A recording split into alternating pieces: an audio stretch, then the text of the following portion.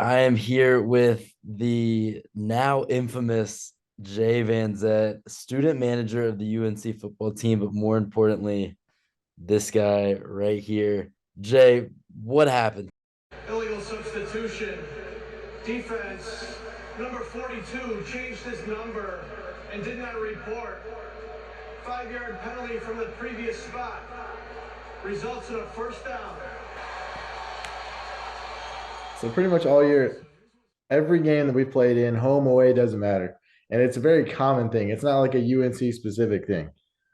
I hold in my left hand, right at the bottom of your screen, that jersey. That jersey is a size 54. That is like way too big for Travis Shaw, who is by far the biggest player on our team. He's practically Jordan Davis sized for the Georgia fans out there. So that jersey is number 42.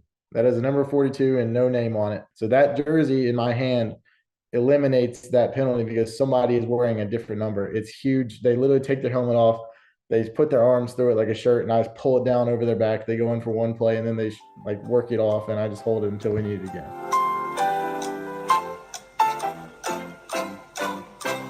Josh is obviously getting ready for the draft. He opted out of our bowl game. So our backup punt returner all year has been George Pettaway, a super fast freshman from Virginia Beach. Where's number 23? Our starting linebacker, Power Eccles, also wears number 23. So here comes the situation. Power's on the punt return team. George is now on the punt return team as the starter. So somebody has to wear the jersey. And you're not going to give it to the guy who's already been on the field for 3 plays when he has to come over to the sideline, take his helmet off, throw the jersey on, put the helmet back on, and then go back on the field. So you put it on George, who has been sitting on the sideline for 3 plays watching in case we needed it to happen. That's the long story leading up to this.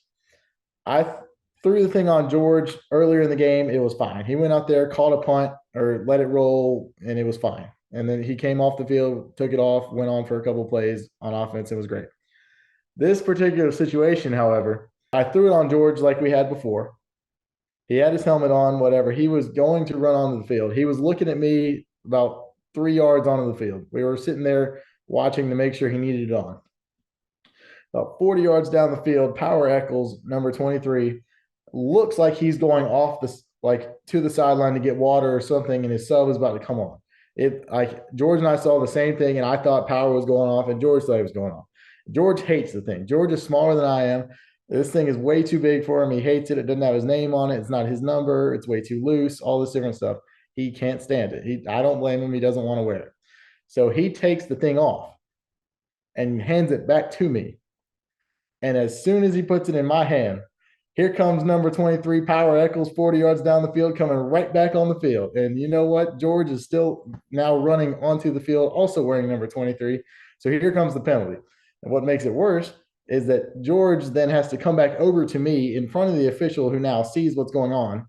I have to throw the jersey back on over him, throw the helmet on. Oregon then punts the ball. George fields the punt, and the ref, I think, makes up a rule because he doesn't like what's going on and calls illegal substitution. We have not had to report anybody as eligible all year because he's not ineligible wearing it's different if you have an offensive lineman wearing an ineligible receiving number and you throw a 90 number on him or throw him in a 40 number and he can go catch a pass. That's different.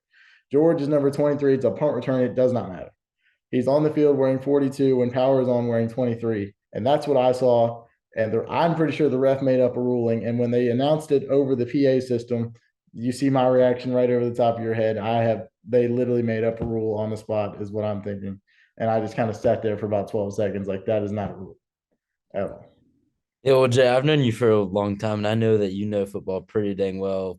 The rule book almost in and out. It is not a rule. Like, it is not like the NFL where you have to report somebody in as eligible. We've done this all year, literally sent anybody on the field wearing this jersey, and it's been fine.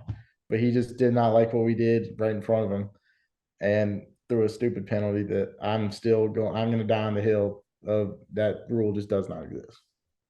Well, nonetheless, it turned into a internet-wide meme, especially in the college football world.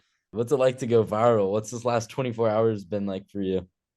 There have been a lot of people who have reached out who I have not heard from in a long time. And it's kind of cool to like reconnect with them, but it's also like superficial because the only reason they're reaching out to you is because they saw you do something on TV that's like objectively pretty funny. Somebody made one last night, like during the game. Some random fan on Twitter like put me on the sideline when Michael Jordan hit that 1982 shot, and it was like, this guy's been here forever. Like, what is he doing? Yeah, I didn't realize how long I actually stared down there at that official. I thought it was like 3 or 4 seconds, but like it's actually probably 10 or 12. I haven't gone back to watch the whole thing yet. My phone almost died in the moment because I got like 70 notifications in probably 2 or 3 minutes. It'll go down as a great story, and who knows, this picture right here could be used for the rest of time, just as a great meme. I mean, you could use this in so many different situations. It doesn't even have to Oh, be. absolutely. You It doesn't can even use have to it be from like sports. there when there's like the classic one would be like when there's 6 inches of snow on the ground and they don't cancel school. You just kind of look at them like, or just like when there's a pop quiz in class or anything. I don't know. It's gonna be around. It's gonna be like that. I hope it's not, but it's gonna end up being like that crying Jordan face, I think, around here.